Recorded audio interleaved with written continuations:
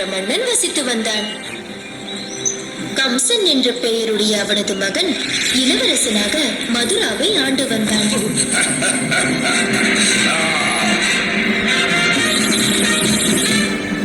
கம்சன் குரூர புத்தியுள்ள, கொஞ்சமும் கருணை இல்லாத கொடூரமானவனாய் விளங்கினான்.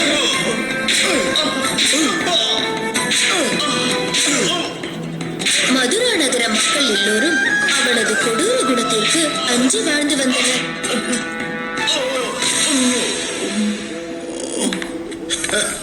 ஆயினும் கம்சன் தேவகி என்னும் தனது ஒன்றுவிட்ட சகோதரியை அன்போடு நேசித்தான். அவள் பணிவும் பக்தியும் உள்ள நல்ல பெண்ணாவாள். தேவகியின் திருமணம் வசுதேவர் என்ற பெயர் கொண்ட நல்லவருடன் நிச்சயமானது. திருமண வைபவம் கோலாகலமாக நடந்தது. எல்லா சடங்குகளும் சம்பிரதாயங்களும் முடிந்து தேவகியும் வசுதேவரும் தேரில் புறப்பட்டனர். சகோதரியை மிகவும் நேசித்த கம்சன் தானே இருவருக்கும் பாதுகாப்பாக தேரை ஓட்டியபடி சென்றான்.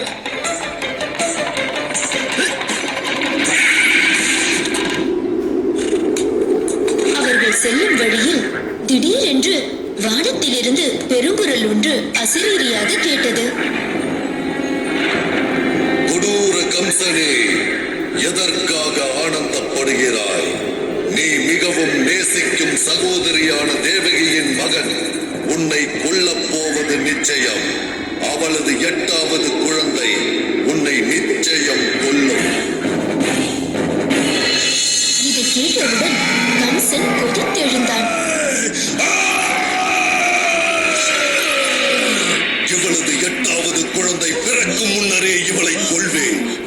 நீ என்ன செய்ய போகிறாய் என்பதை உணர்ந்தாயா கம்சா? உன் சகோதரியின் திருமண நாள் அன்று அவளை கொல்வது நீதியா? நீ அவளை விட்டு விட்டால் நாங்கள் எங்களுக்கு பிறக்கும் எல்லா குழந்தைகளையும் உன்னிடமே தந்து விடுகின்றோம். தயவு செய்து எங்களை நம்பு கம்சா. நான் தேவகியை விட்டு விடுகிறேன். ஆனால் நீங்கள் கொடுத்த வாக்கை காப்பாற்றுவீர்கள் என்று நான் நம்புகிறேன். பின்னர் அவன் திருமண ஊர்வலத்தை மதுராவை நோக்கி திரும்பி செல்லுமாறு ஆணையிட்டான். மதுராவை சென்றடைந்த உடனே தேவகி வசுதேவர் இருவரையும் சிறையில் இட்டான்.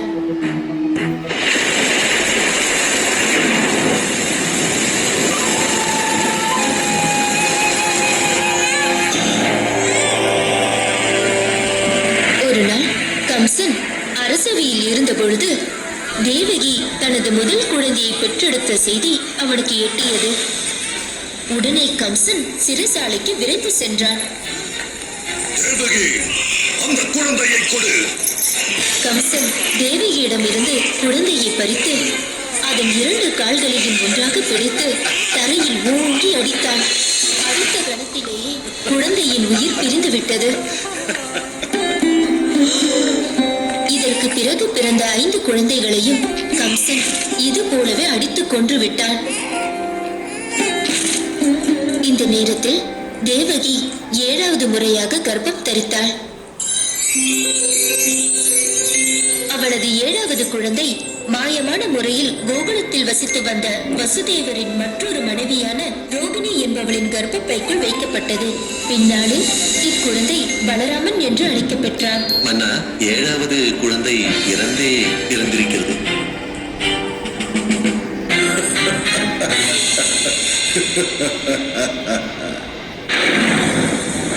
ஆவணி மாதம் 8ஆம் நாள் அன்று பெரும் புயல் காற்று மதுரா நகரத்தை சூழ்ந்து வீசிற்று. பெரும் கருமேக கூட்டங்களிடையே மழை கொட்டோ கொட்டென்று கொட்டியது.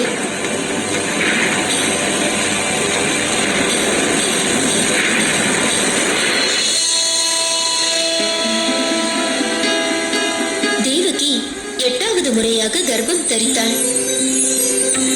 திடீரென மகாவிஷ்ணு அவர்கள் முன் தோன்றி, தேவகி, வசுதேவரே, உங்களது விருப்பத்தை நிறைவேற்ற உங்கள் இருவருக்கும் மகனாக பிறக்கப் போகிறேன். வசுதேவரே, நீங்கள் உடனே இந்த குழந்தையை கோகுலத்தில் நந்தன் நிலத்தில் வைத்துவிட்டு அங்கிருக்கும் குழந்தையை இங்கே மாற்றி வையுங்கள். இவ்வாறு கூறிவிட்டு மகாவிஷ்ணு மறைந்து விட்டார்.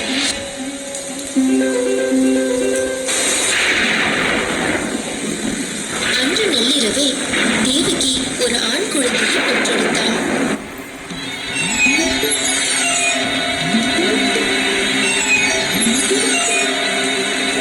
என்ன அற்புதம்! என் கைவிலங்குகள் தானாகவே கழன்று விட்டதே. தேவகி, குழந்தையை சீக்கிரம் கொடு. நான் உடனே கோகுலத்தில் உள்ள நந்தன் இல்லத்திற்கு எடுத்து செல்கிறேன். வசுதேவர் புறப்பட தயாரான போது சிறை கதவுகள் தானாக திறந்து கொண்டது. சிறை காவலர்கள் மயங்கி விழுந்தார்கள். பத்திரமாக குழந்தையை ஒரு கூடையில் வை. இந்த நேரத்தில் தேவகி 7வது முறையாக கர்ப்பம் தரித்தாள்.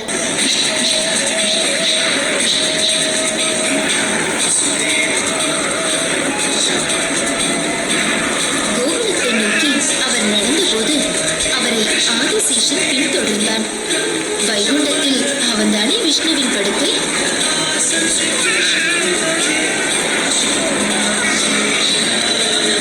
வசுதேவரின் தலையில் இருந்த கூடையின் மேல் தனது படத்தை விரித்தபடி தொடர்ந்து வந்தான்.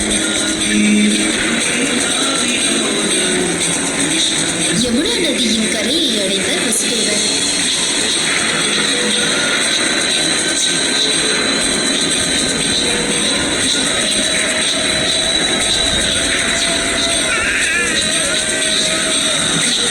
அவரை ஆச்சரியப்படும்படியாக நதி 2 பகுதிகளாக பிரிந்து அவருக்கு வழிவிட்டது.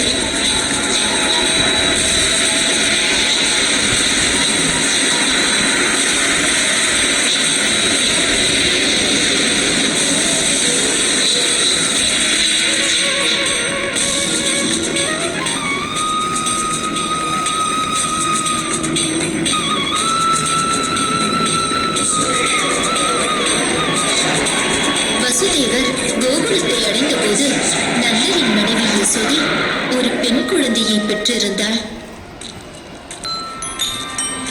வசுதேவர் கிருஷ்ணனை அங்கே தொட்டிலில் கிடத்திவிட்டு அருகில் இருந்த பெண் குழந்தையை எடுத்துக்கொண்டார்.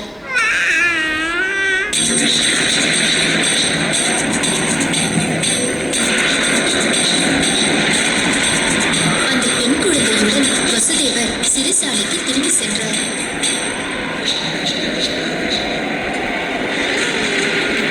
அவர் பெண் குழந்தையுடன் சிறைக்கு வந்ததும் சிறை கதவுகள் தாமாக பூட்டிக் கொண்டன.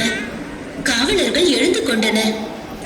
குழந்தையின் அழுகுரல் அவர்களின் காதுகளை எட்டியது. சிசுவின் அழுகையை கேட்டதும் அரசனுக்கு செய்தியை அறிவித்தனர் காவலர்கள்.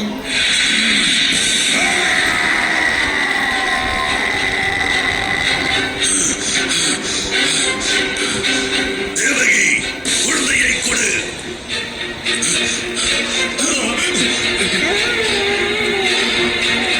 கம்சா, உலகமே நடுங்கும்படியான போர் வீரன் நீ. உன்னை எப்படி இந்த சிறு பெண் குழந்தை கொல்லும்? வசுதேவரின் வேண்டுகோளை கம்சன் காதில் போட்டுக் கொள்ளவே இல்லை. ஆனால் அந்த சிறு பெண் குழந்தை கம்சனின் கைகளில் இருந்து நழுவி காற்றில் பறந்து சென்று அது துர்காதேவியின் வடிவம் எடுத்துக்கொண்டது. சூதுமனம் கொண்ட கம்சனே, உனது பலத்தை எல்லாம் இது போன்று குழந்தைகளை கொல்வதில் காட்டுகிறாயே.